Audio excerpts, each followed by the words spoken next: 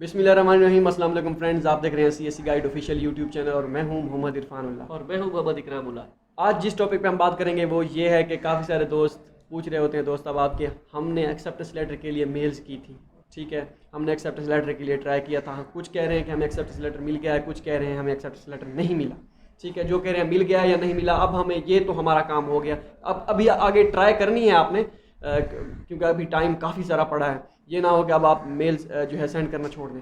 और तो कुछ प्रोफेसर कुछ लड़के ऐसे भी मैसेज करते हैं कि हमने मेल्स काफ़ी किए लेकिन हमें रिप्लाई नहीं आया। तो मैं पूछता हूँ कि मेल्स कितनी की है, तो वो कहते हैं कि 50 60 100।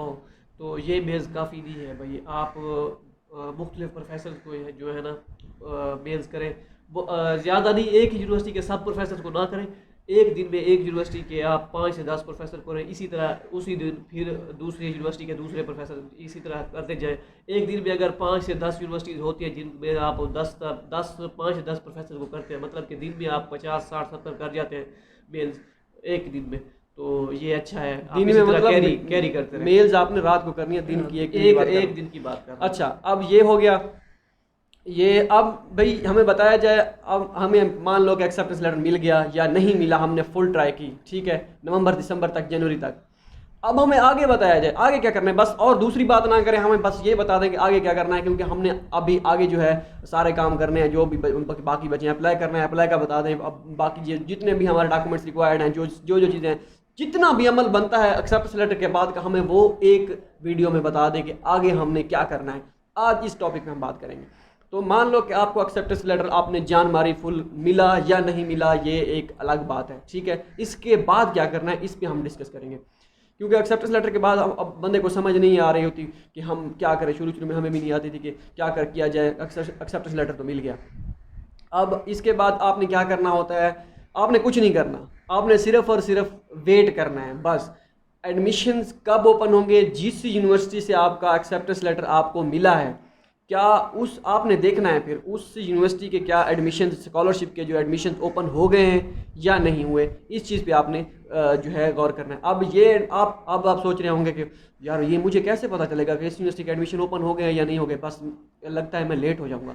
तो इस तरह का सीन नहीं है, कोई चक्कर नहीं है, इंशाल्लाह हम जैसे ही एडमिशन स्टार्ट होंगे, जिस जिस यूनिवर्सिटी के एडमिशन स्टार्ट होंगे, हम उसकी जो है वेबसाइट पे जो है cscguideofficial.com पे जो है, अब ये मत कह दीजिएगा कि ये अपनी प्रमोशन करवा रहे हैं वेबसाइट के। यूट्यूब चैनल हमारा है तो हम हो सकता है प्रमोशन कर भी रहे हों, लेकिन हम प्रमोशन खामखा तो नहीं करेंगे ना, हम कोई चीज़ उसमें होगी तो लोग आएंगे।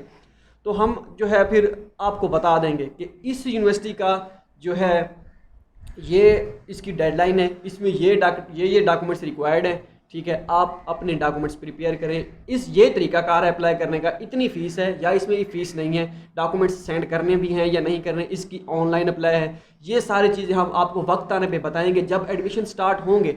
अब भी अगर जिस यूनिवर्सिटी से आपको एक्सेप्टेंस लेटर मिला है या आप सोच रहे हैं कि मैं इस यूनिवर्सिटी में अप्लाई करूँगा, इसमें मेरा मेजर है, तो लास्ट टाइम आप हमारी वेबसाइट पे जो उसी यूनिवर्सिटी से रिलेटेड आप लास्ट टाइम वाली पोस्ट देखें कि लास्ट टाइम इस यूनिवर्सिटी की क्या क्या रिक्वायरमेंट थी, क्या क्या डॉक्यूमेंट्स रिक्वायर्ड थे, इसकी फ़ीस थी या नहीं थी, डॉक्यूमेंट्स सेंड करने थे या नहीं करने थे। तो ये सारी चीज़ें हमारी वेबसाइट पे आप CSC गाइड जब आप ओपन करेंगे cscguideofficial.com, उस पर होगा CSC स्कॉलरशिप एडमिशन्स, उस कैटेगरी पे आप क्लिक करेंगे तो सारी यूनिवर्सिटीज़ के जो है 1 बाई 1 आ जाएंगे कि इस यूनिवर्सिटी की लास्ट टाइम ये डेडलाइन थी, इसमें ये डॉक्यूमेंट्स रिक्वायर्ड थे, ये वो सारी चीज़ें उसमें आ जाएंगी। तकरीबन डॉक्यूमेंट्स जो है सेम रहेंगे, बस एक दो चेंज हो सकता है, वो भी बहुत कम।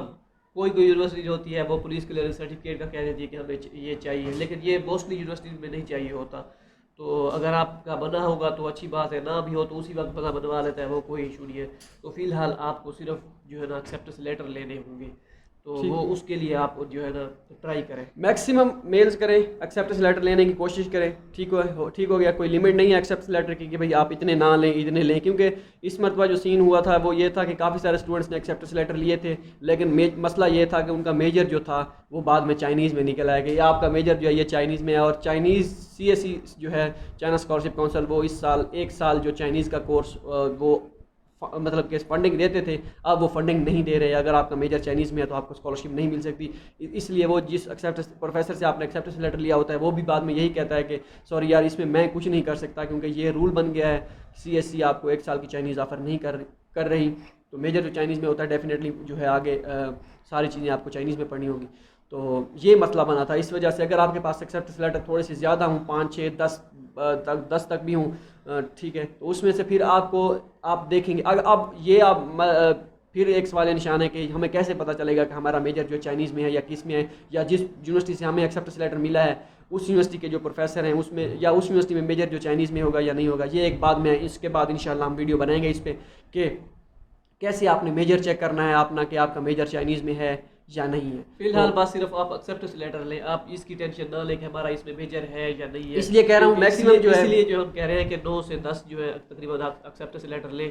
तो उसमें से फिर कुछ यूनिवर्सिटी ऐसी होती है जो मेजर जी ऑफर नहीं कर रही होती, पहले कर रही होती है, फिर बाद में वो CSC की जो है ना रिक्वायरमेंट के मुताबिक वो फिर नहीं करती, हर साल चेंज होती है। तो इस वजह से हम आपको कह रहे हैं, क्योंकि अगर आप 10 तक एक्सेप्टेंस लेटर ले लेते हैं, ये नहीं कि अगर आपको एक्सेप्ट, मैं आप पिछली वीडियो में बता चुका हूँ काफ़ी सारे स्टूडेंट्स ऐसे हैं जिनका बगैर एक्सेप्टेंस लेटर के इस मरतबा एडमिशन हुआ है, तो लाजमी नहीं है। तो अगर कुछ यूनिवर्सिटी जो है एक्सेप्टेंस लेटर जो है मतलब कि अगर आपको पता चलता है, आपके पास 10 एक्सेप्टेंस लेटर हैं, आपको पता चलता है कि 1-2 यूनिवर्सिटी में मेजर चाइनीज़ में है, या इसमें से 10 लिए हैं, इसमें से 5 जो हैं वो मेजर चाइनीज़ में है, ठीक है, वो हम आपको बता देंगे कौन कौन कैसे चेक करना है। तो अब उन 5 में से उनमें अप्लाई नहीं ना कीजिएगा, ठीक है, कि आपका इसमें मेजर चाइनीज़ में होगा, जिसमें इंग्लिश में होगा फिर उसमें अप्लाई कीजिएगा, ठीक है। और फिर बाद में आप प्रोफेसर को भी इन्फॉर्म कर सकते हैं कि सर ये आपने मुझे एक्सेप्टेंस लेटर दिया है लेकिन ये मेजर जो है चाइनीज़ में है तो मैं अप्लाई नहीं कर सकता। 1 साल की चाइनीज़ जो है वो HS के 4 डिमांड करते हैं पहले, तो ये इसमें मैं नहीं आ सकता।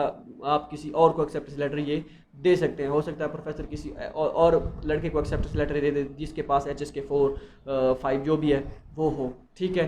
तो इस तरह की जो सारी चीज़ें हैं ये सारी मद्देनज़र रखनी होती हैं। और अगर आपने एक्सेप्टेंस लेटर ले लिया है, सारे काम कर लिए हैं, मतलब नवंबर दिसंबर तक, फिर आपके पास सारे डॉक्यूमेंटेशन आपने तैयार करनी है, recommendation letter, English proficiency certificate, study plan, physical examination form, passport, और जो आपको बता दिया सारे ऑलरेडी, जो हमने ऑलरेडी आपको बता दिए हैं वही आपके पास डॉक्यूमेंट्स होने चाहिए। बस एक्सेप्टेंस लेटर के बाद आपके पास डॉक्यूमेंट्स सारे रेडी हों, दिसंबर तक रेडी हों, अभी ना करें कोई मसला नहीं है, दिसंबर तक आपके पास सारे डॉक्यूमेंट्स रेडी हों, ठीक है। उसके बाद जैसे जैसे एडमिशन स्टार्ट होते जाएंगे वैसे वैसे आप अप्लाई ठोकते जाइएगा, जिसे कहते हैं ना, ठीक हो गया।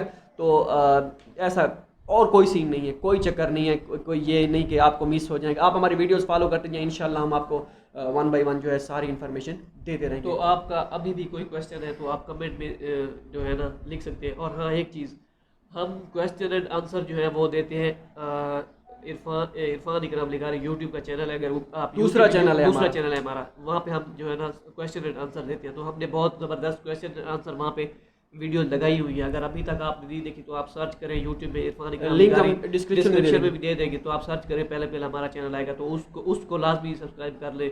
अगर आप चाहते हैं कि हमारे क्वेश्चन एंड आंसर जो है ना उनको जवाब दिया जाए तो वहाँ पे आप जो है ना वो लाजमी देखें उसको, अगर आपने नहीं किया तो ये आपके लिए अच्छा है। अगर देखना चाहें तो बाकी सच कोई फोर्स हम आपको नहीं करें। मिलते हैं अगली वीडियो में, दुआ में याद रखिएगा। अल्लाह हाफिज़। अल्लाह हाफिज़।